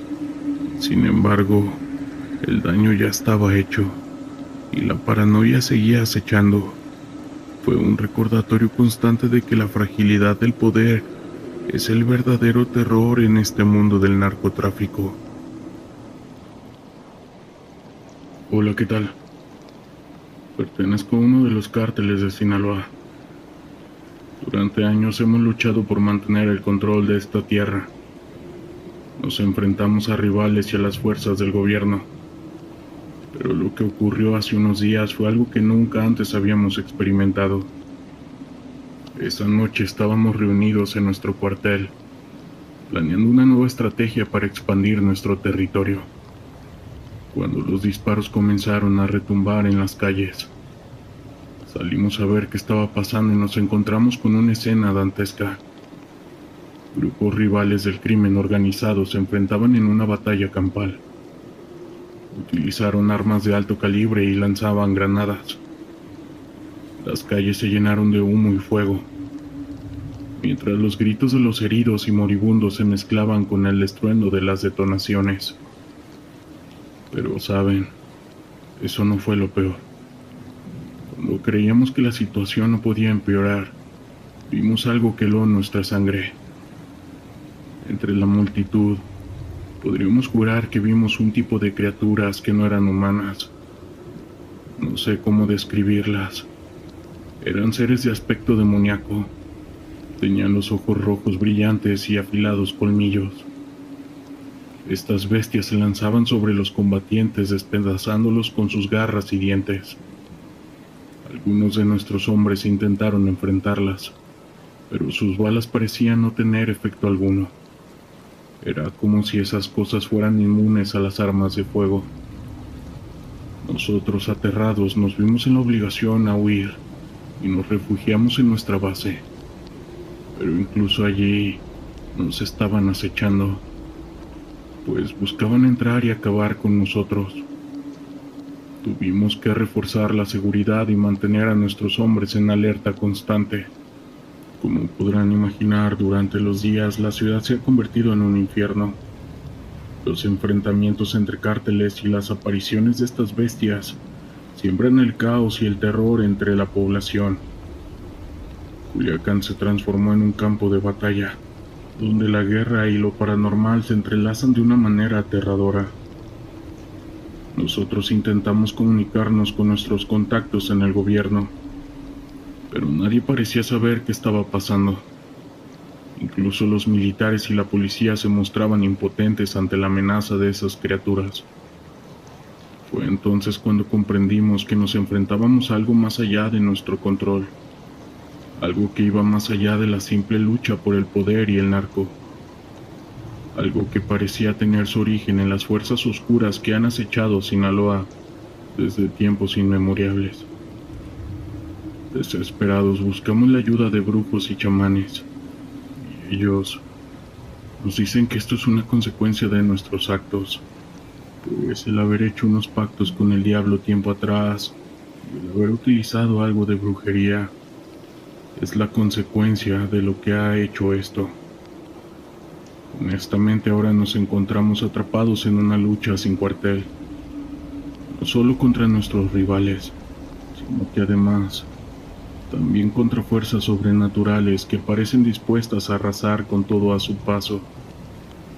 Hemos tenido que replantearnos nuestras estrategias y alianzas, buscando formas de apaciguar a esos demonios que nos acechan. Nuestro estado se está convirtiendo en un campo de batalla, y nosotros nos hemos visto arrastrados a esta guerra que parece no tener fin. Cada día luchamos por sobrevivir. Oramos para que algún día podamos recuperar el control de esta tierra. Porque si algo hemos aprendido, es que en Sinaloa, los verdaderos demonios no son solo los que vemos, sino también aquellos que se esconden en las sombras, aguardando el momento adecuado para reclamar lo que les pertenece. Jamás imaginé que mi existencia tomaría este rumbo tortuoso. Mi nombre es Juan, y durante años me vi irremediablemente envuelto en las oscuras entrañas del crimen organizado, algo de lo que ahora me arrepiento profundamente. Sin embargo, en aquel entonces, las apremiantes circunstancias me llevaron a tomar decisiones que hoy definitivamente lamento con cada fibra de mi ser. Todo comenzó hace 15 años, cuando era un hombre de familia, con una esposa y 2 hijos pequeños a los que debía mantener. Trabajaba arduamente en una fábrica, pero los ingresos apenas alcanzaban para cubrir los gastos básicos del hogar. Fue entonces cuando un supuesto amigo me ofreció la oportunidad de ganar dinero rápido y fácil. Al principio me negué, pues intuía que algo no andaba bien, pero la desesperación por mejorar la situación de mi familia pudo más que mis principios. Acepté el trabajo que consistía en transportar misteriosos paquetes de un lugar a otro. No me hicieron preguntas, y el pago era bastante generoso, así que no indagué más. Poco a poco fui adentrándome en un mundo ilícito sin darme cuenta realmente de la magnitud de mis actos. Empecé a relacionarme con personas de dudosa reputación, a las que preferiría mantener alejadas de mi círculo más cercano. Con el paso del tiempo, me di cuenta horrorizado de que no estaba transportando simples mercancías, sino cosas ilegales. Me sentí irremediablemente atrapado, pues ya me habían involucrado demasiado en sus turbios negocios y no podía salirme de esa espiral corrupción. Los jefes me advirtieron que no hiciera preguntas y que simplemente siguiera órdenes. De lo contrario, mi familia pagaría las consecuencias con su propia vida. Así que aprendí a mantener la boca herméticamente cerrada, como si me hubieran cosido los labios. En ocasiones me tocaba escoltar a personas que parecían estar retenidas en contra de su voluntad. Nunca pude hacer nada al respecto, pues sabía que mi vida y la de mis seres queridos correrían un peligro mortal. Poco a poco fui ascendiendo en la jerarquía de esta organización. Empecé a tener más responsabilidades y a conocer a personas influyentes y poderosas dentro del crimen organizado. Fue así que me di cuenta con profundo estupor de que la línea que separaba el mundo criminal de las propias instituciones se iba desdibujando cada vez más. Muchos políticos, empresarios y hasta miembros de la iglesia estaban irremediablemente involucrados en estos negocios turbios y llenos de sombras. Pasaron los años y me fui hundiendo cada vez más en ese abismo de oscuridad. Hubo momentos en los que pensé en escapar, pero el miedo paralizante a las nefastas consecuencias me detenía. Sabía que si intentaba salirme de esa espiral de maldad, mi familia y yo seríamos eliminados sin dudarlo. Finalmente, hace aproximadamente 6 años logré alejarme de todo este mundo. No fue tarea fácil. Tuve que ocultarme y mantenerme en las sombras por un largo tiempo, cambiando constantemente de lugar de residencia.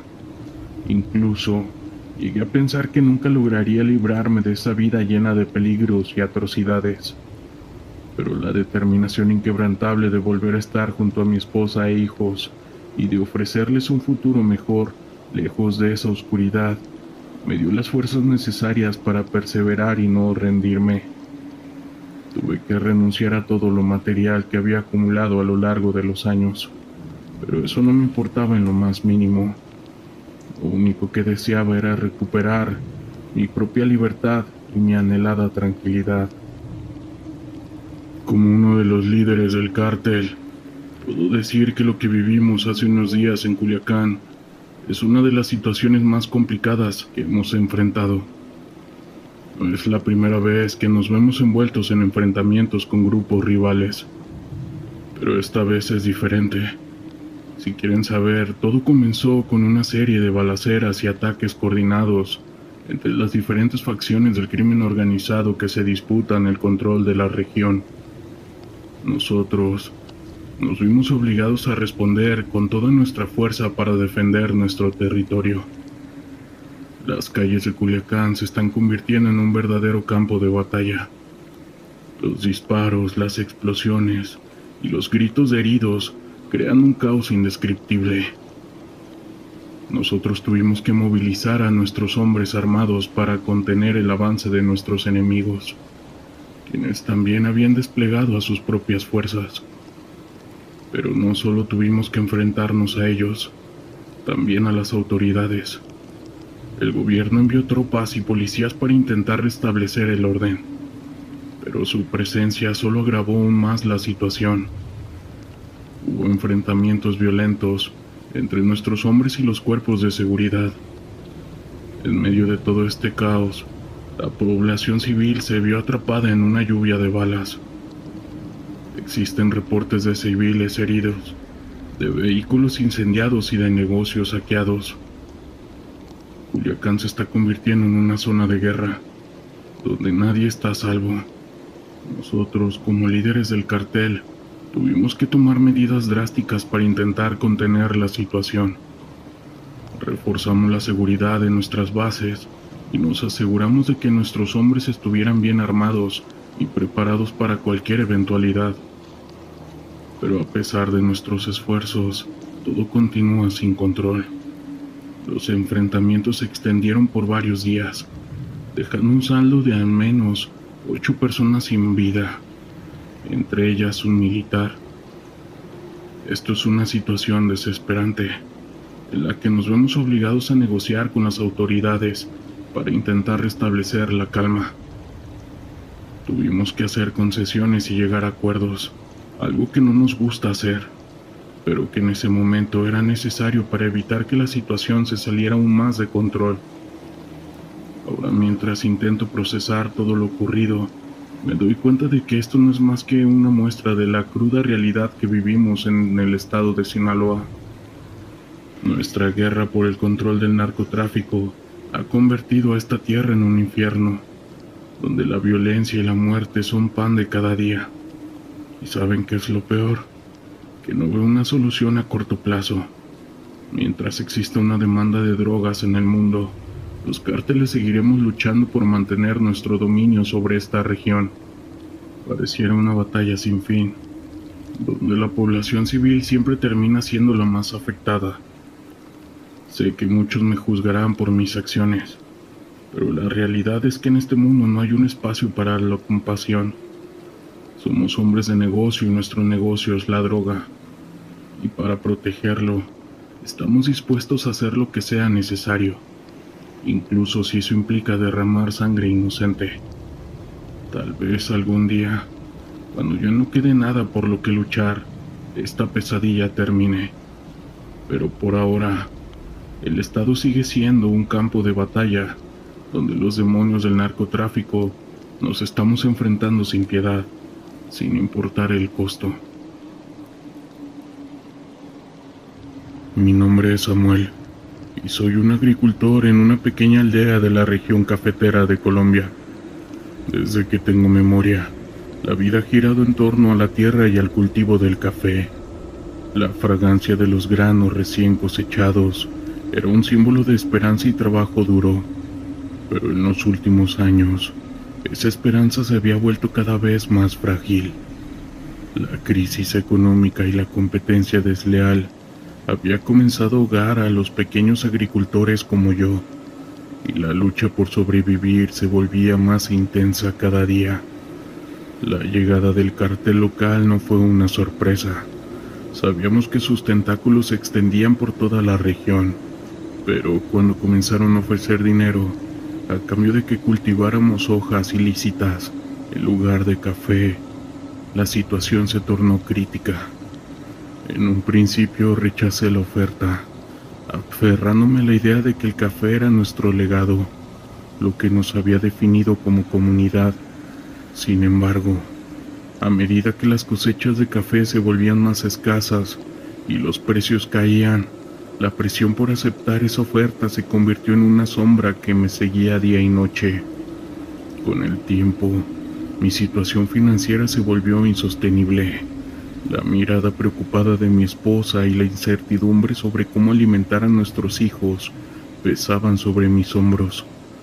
Cuando finalmente tomé la decisión de cultivar, lo hice con el corazón lleno de miedo y desesperación. Sabía que estaba cruzando una línea, pero la promesa de un ingreso inmediato era una tentación que no podía ignorar. Cuando entré por primera vez en el campo, esa sensación inquietante me invadió. La tierra, aunque era fértil, parecía estar impregnada de un aire pesado, como si supiera que aquello que estábamos sembrando era un camino hacia la destrucción. Las hojas brillaban bajo el sol, pero en lugar de alegría solo sentía un nudo en el estómago. Mis vecinos comenzaban a murmurar entre ellos, y la inquietud se hacía palpable. A pesar de la promesa de dinero fácil, había una especie de sombra que se cercenía sobre todos nosotros. La primera cosecha fue sorprendentemente buena.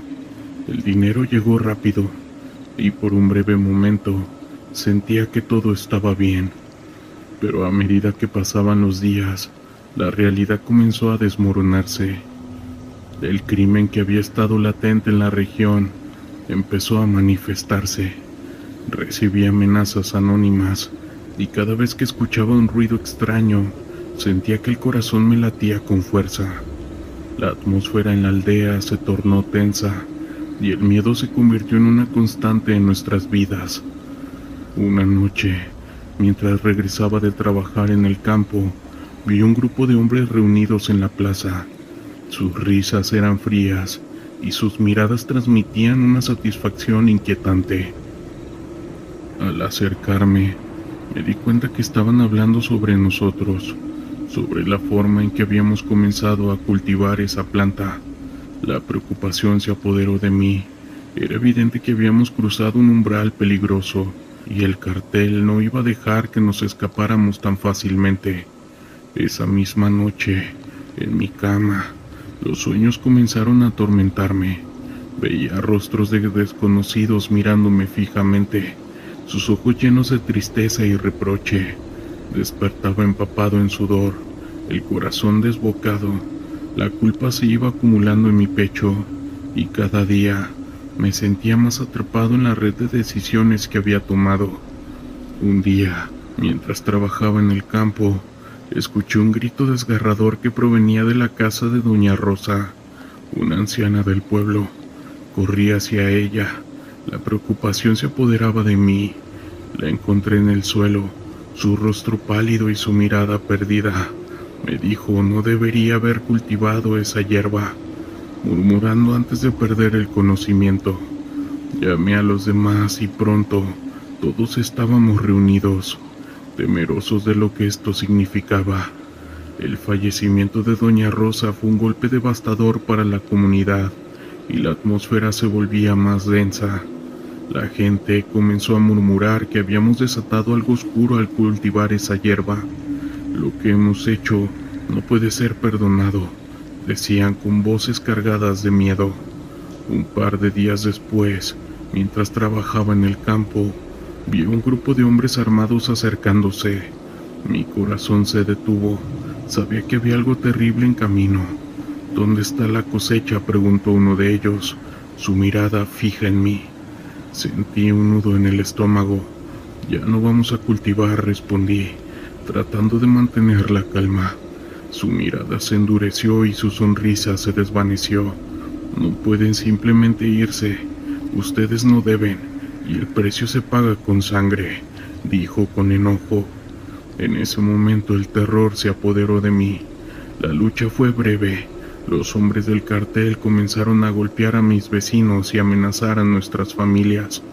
Yo me sentía impotente y la desesperación me hizo perder el control.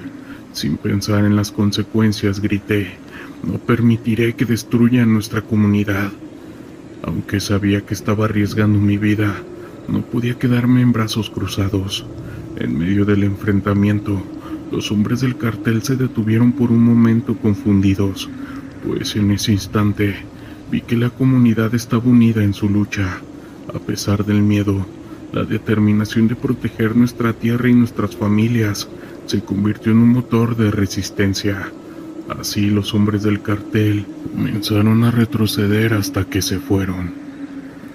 Con el tiempo dejamos ese cultivo y regresamos al café. La comunidad se unió trabajando juntos para poder reconstruir lo que habíamos perdido.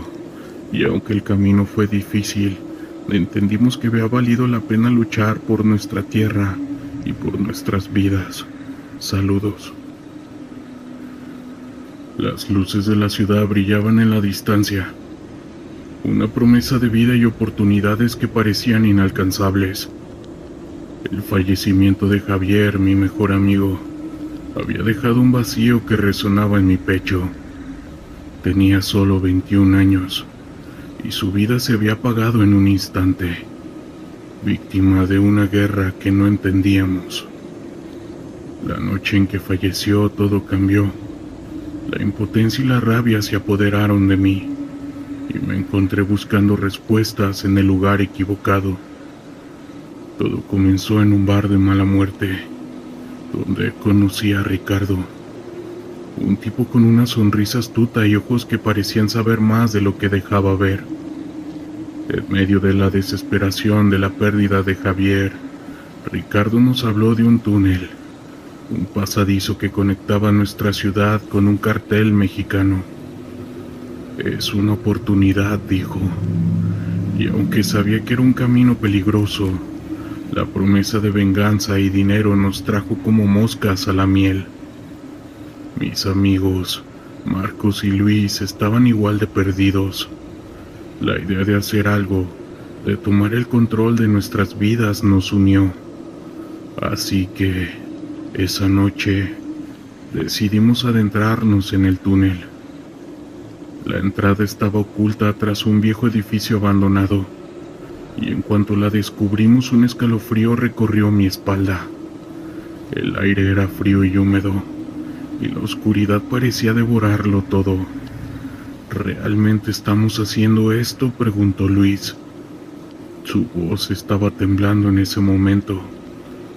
Pero la respuesta no importaba, no había vuelta atrás. Avanzamos por el túnel, con una linterna que apenas iluminaba el camino. Las paredes de tierra eran ásperas y también húmedas, y el eco de nuestros pasos resonaba como un recordatorio de la soledad que nos envolvía. Cuanto más profundizábamos, más pesada se sentía la atmósfera, como si el túnel tuviera vida, respirando con el peso de los secretos que guardaba. Después de un tiempo que pareció interminable, llegamos a una sala amplia en el centro. Ahí había un grupo de hombres, todos con miradas frías y serias, rodeados de paquetes de productos ilícitos. El ambiente era tenso y pude sentir el peligro en el aire. Ricardo se dirigió a ellos y comenzaron a discutir en un tono bajo, intercambiando palabras que no podía entender. Marco y yo pertenecimos al margen, sintiéndonos como intrusos en un mundo que no era el nuestro. Fue entonces cuando escuché un ruido. Estaba detrás de mí. Me giré y vi un hombre de pie en la oscuridad, observándonos. Su mirada era intensa, y había algo en su postura que me hizo sentir vulnerable. ¿Quiénes son ustedes?, preguntó con su voz grave.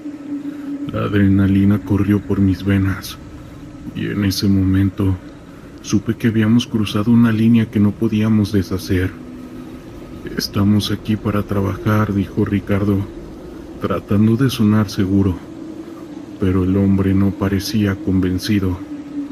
No se juega con esto.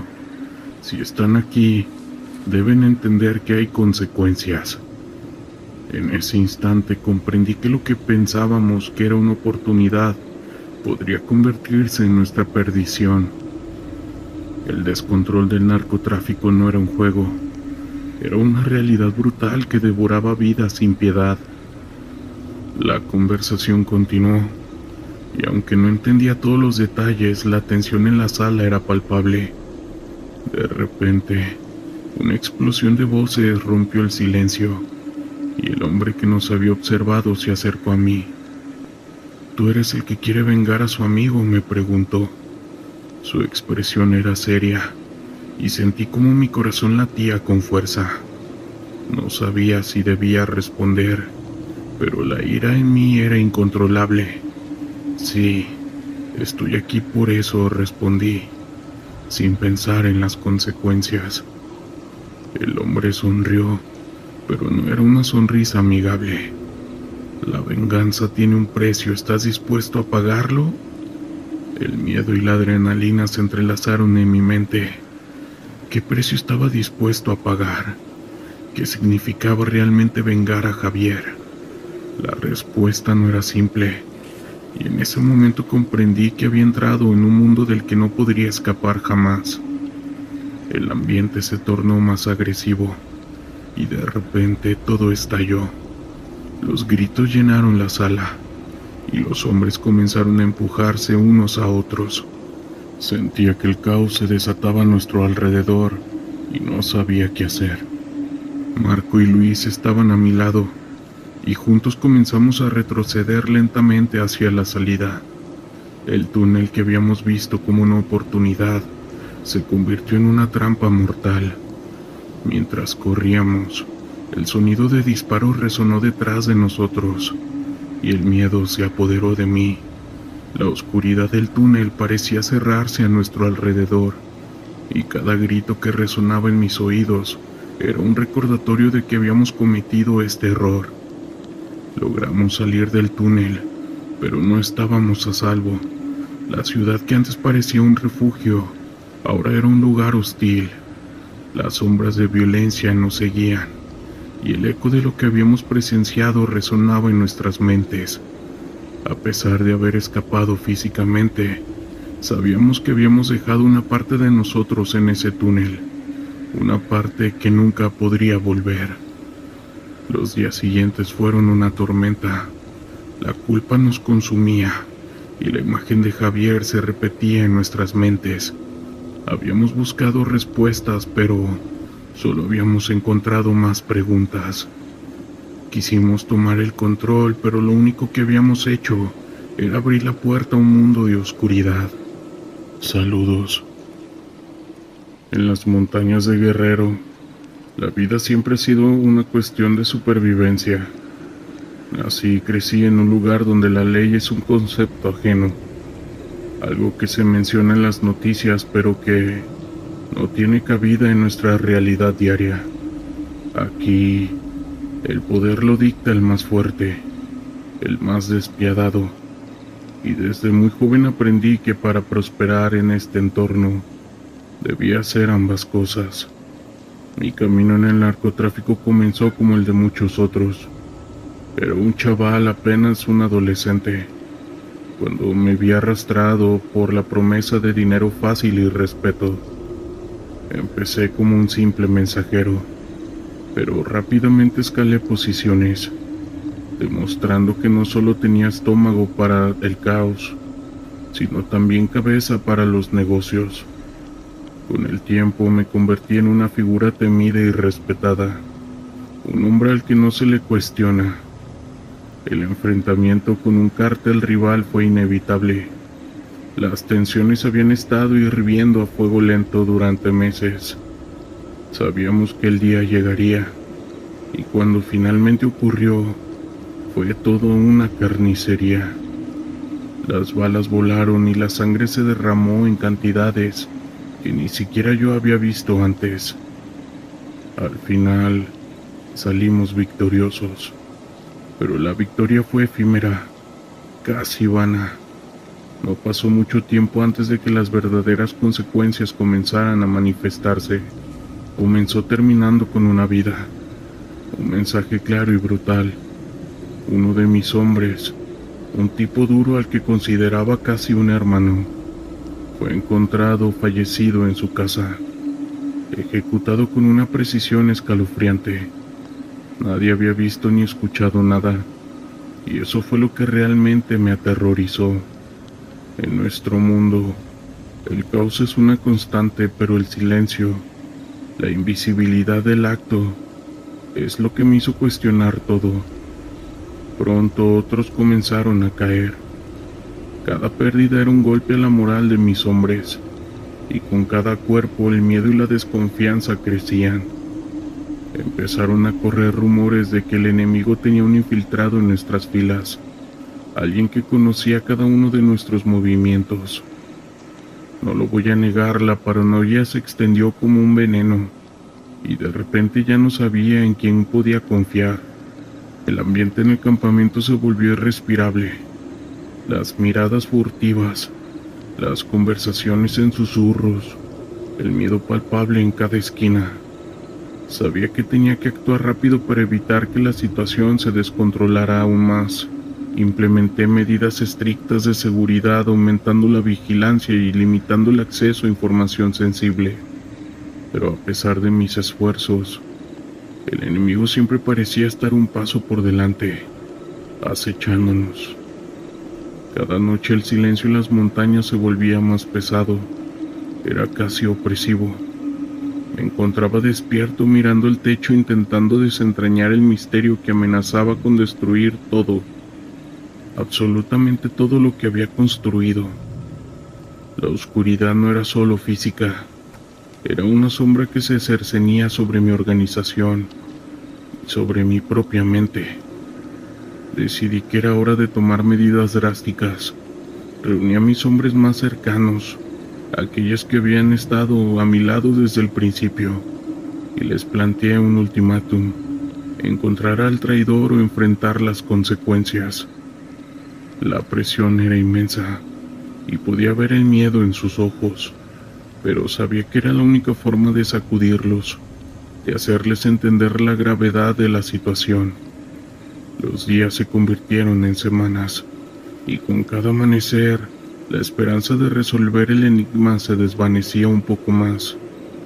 Los fallecimientos continuaron, cada vez más cerca, cada vez más personales. Comencé a cuestionarme todo, cada decisión, cada alianza, cada amistad. El aislamiento se convirtió en mi única defensa, y el silencio mi única compañía. Finalmente, una noche uno de mis hombres vino a mí con una pista. Habíamos encontrado un rastro, una serie de comunicaciones interceptadas que apuntaban a un posible traidor. El hombre que surgió de esa investigación fue un golpe directo a mi corazón. Era alguien en quien yo había confiado ciegamente, alguien que había considerado parte de mi familia. Confrontarlo fue una de las decisiones más difíciles que he tenido que tomar. Lo hice en privado, lejos de las miradas inquisitivas de mis hombres. No hubo gritos ni golpes, solo una fría aceptación de la realidad. Me confesó que había sido presionado por el cartel rival, que su familia estaba en peligro. En ese momento entendí que en nuestro mundo, la lealtad es tan frágil como un papel, y que el miedo puede doblegar incluso a los más fuertes. Decidí dejarlo ir en un acto de misericordia que me sorprendió incluso a mí mismo. Pero no fue por bondad, fue una decisión estratégica. Sabía que su fallecimiento no resolvería nada, que el verdadero enemigo estaba aún afuera de mi alcance, acechando en las sombras. Mientras él se alejaba, me quedó una sensación de vacío, un frío que ni el calor abrasador de guerrero podía disipar, pues el verdadero terror se vive día con día en la ciudad. Las tierras áridas de Sonora han sido tanto mi hogar como mi cárcel. Crecí en un mundo donde el polvo se cuela por cada rendija y el calor abraza la piel. Un lugar donde la vida humana parece tener menos valor que un puñado de tierra. Nací en una familia humilde, donde cada día era una lucha para llevar comida a la mesa. Desde temprana edad, entendí que para sobrevivir debía ser más rápido, más fuerte y más despiadado que el resto. Mi entrada al cártel fue casi natural. No había muchas opciones para un joven como yo. Empecé como muchos, haciendo trabajos pequeños, vigilando los alrededores, pasando recados. Rápidamente demostré mi valía, no solo por mi capacidad de obedecer sin preguntar, sino por mi instinto para sobrevivir y adaptarme. En este mundo, la lealtad se paga con sangre, y yo estaba dispuesto a pagar el precio. Con el tiempo ascendí por la jerarquía. No fue fácil, y cada paso estuvo marcado por situaciones muy fuertes. Aprendí que el verdadero poder no se trata solo de tener armas o dinero, sino de infundir miedo. Las ejecuciones eran parte de la rutina, una advertencia constante para cualquiera que pensara en desafiarme. En la oscuridad de las noches del desierto, los gritos de aquellos que traicionaron resonaban como un macabro recordatorio de lo que estaba en juego. Todo cambió cuando un cargamento importante desapareció. Era un envío que habíamos estado planeando durante meses, uno que debía consolidar nuestra posición y expandir nuestro territorio.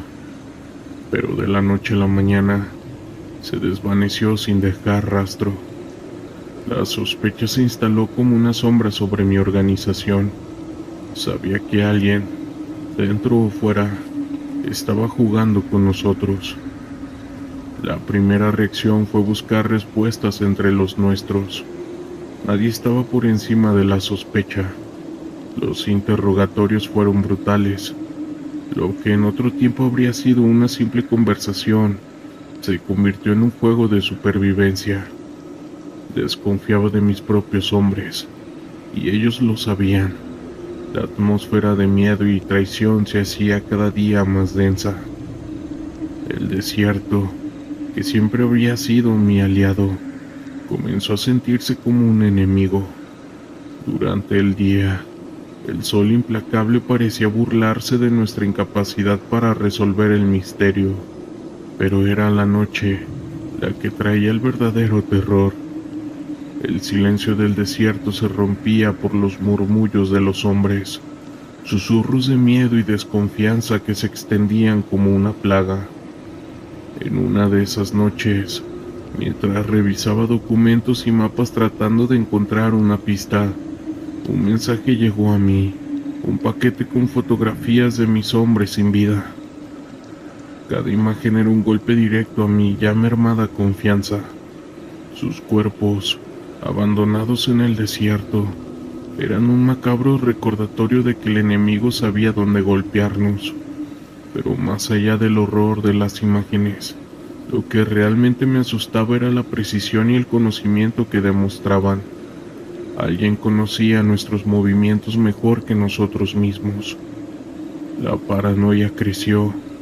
Decidí reunir a mis hombres de confianza, aquellos que habían estado conmigo desde el principio. Sin embargo, incluso entre ellos, sentí el temblor de la duda. Las lealtades se tambaleaban, y cada decisión que tomaba podía ser la última. El miedo a la traición fue un compañero constante, susurrando en mi oído, haciéndome cuestionar cada mirada, cada palabra de mis hombres. Decidí que debía actuar y rápido. La opción de esperar y ver era un lujo que no podía permitirme. El siguiente paso fue identificar a los traidores. Implementé medidas drásticas, vigilancia constante, revisiones sorpresa y un control aún más férreo sobre las comunicaciones. Pero a pesar de todos mis esfuerzos, la sensación de que nos acechaban desde las sombras no desaparecía. El desierto, con su vastedad y su impasibilidad, se convirtió en el escenario de nuestra casa. Cada día me despertaba con la esperanza de que ese sería el día en que encontraríamos una respuesta. Pero el enemigo, quien quiera que fuera, siempre parecía un paso por delante. A medida que el tiempo pasaba, el peso de la responsabilidad y el miedo a lo desconocido comenzaron a erosionar mi determinación. Finalmente la situación llegó a un punto crítico. Una de mis patrullas encontró una pista en las afueras de nuestra zona controlada. Un campamento improvisado, abandonado apresuradamente. En su interior, encontramos mapas detallados de nuestras rutas y horarios, una evidencia clara de que alguien había estado observándonos de cerca. La pregunta aquí era ¿quién? Mientras revisaba los documentos, me di cuenta de que había subestimado la capacidad de nuestros enemigos. Había sido demasiado confiado, pensando que el miedo que infundía sería suficiente para mantener a raya cualquier amenaza. Estaba equivocado.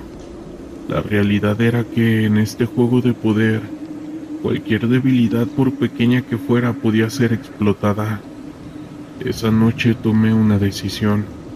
No podía seguir permitiendo que el miedo dictara mis acciones. Reuní a mis hombres, les hablé con la franqueza que había perdido en los últimos tiempos. Les recordé quiénes éramos y por qué habíamos llegado hasta aquí. Y les prometí esa noche que juntos encontraríamos al traidor y que íbamos a restaurar el equilibrio. Y así el camino por delante no fue fácil en esos días. Sabía que habría más sangre y más pérdidas, pero también sabía que el único camino era el de ir hacia adelante. En el desierto donde la vida pende de un hilo, aprendí que el verdadero terror no viene de lo desconocido, sino del miedo a perder lo que más valoramos. En mi caso era el control, la lealtad de mis hombres y la promesa de un futuro forjado en fuego y sangre. Al final, fue un familiar mío, quien yo había metido a la organización, que me traicionó. Ya se han de imaginar qué fue lo que pasó. Y bien, comunidad, ¿qué les parecieron estos relatos? Quiero mandarle un saludo a todas aquellas personas que llegaron hasta el final de este video. Si son nuevos por aquí, agradezco que se suscriban, compartan, den like, comenten en este video con la palabra narco. Eso nos ayudará a que la plataforma nos dé mayor proyección y alcance. Sin más, nos vemos en otra edición. Yo soy Gustavo. Hasta pronto. Historias de terror de la internet.